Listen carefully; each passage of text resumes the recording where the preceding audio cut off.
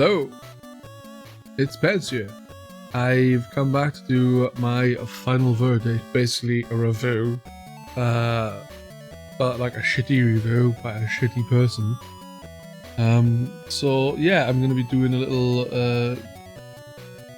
very short review of Gremlins 2, the new batch, which was out on the Nintendo Entertainment System.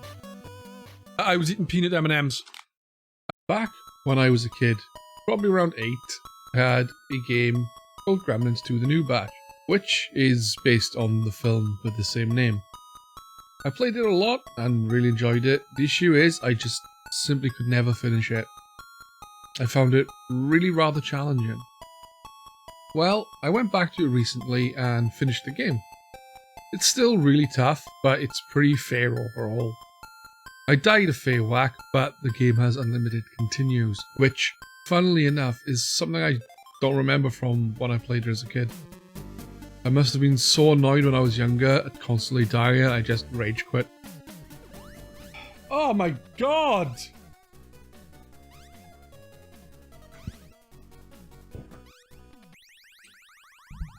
That wasn't supposed to happen, Grum. Anyway, the game is made by Sunsoft. Back in the days of the Nintendo Entertainment System, Sunsoft were known for cracking music. And with this game, you can clearly see why. Well, hear why.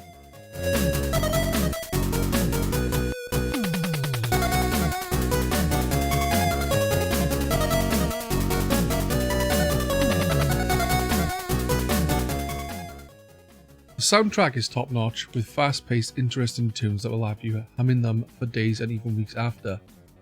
Honestly, the music came straight back to me when I played the game, and I instantly got a hit right in the nostalgia directly through my ears.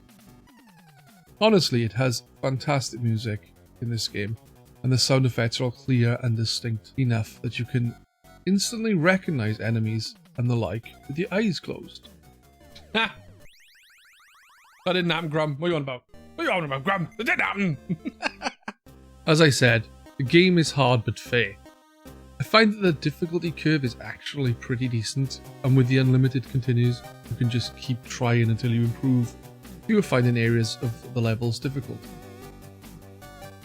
The gameplay itself is a top-down action platform game. You're tasked with getting through the level and avoiding spikes, traps, and pits, while using things like moving platforms and conveyor belts to make progress. There's also a butt-ton of gremlins to deal with.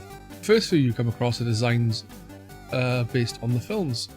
You have the weird dopey looking one, which bounces around and takes a couple of hits to kill. Another is a cigar smoking gremlin who shoots fire at you. And there's a third that has a propeller hat on and flies about. There are a fair few more also. It's taking gremlins you see in the film, but uses them in creative ways to include them in the game. There's other enemies as well. The typical bats, rats, spiders, and your average, everyday, not of the ordinary, giant bouncing tomatoes. To defeat the enemies, you basically fire at them with a weapon. You start off with a weak short-range projectile, and after each boss stage, you get an upgraded one. The items you get all add up to what is the bow that Gizmo makes to kill the spider gremlin in the movie. Oh, but I mustn't forget, you get currency in this game, and there's a door in each stage that you can find that lets you use a shop. The salesman is Wing from the first Gremlins film. Anyway, you are only able to purchase one item from the shop, even if you can afford all three. The items can vary from an extra life, or you can double your health. Another makes the weapon you have more powerful. Earlier on it makes you have a spread, and later it makes you have a fire attack with a large radius of damage.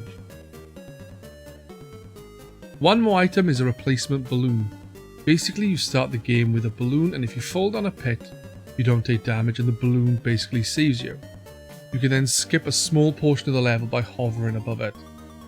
As you get one, sometimes you get the option to buy another. The bosses are also very tough. They are again from the movie.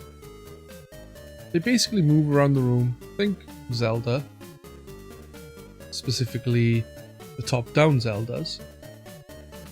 But in this, you have to shoot them while avoiding them and or their attacks.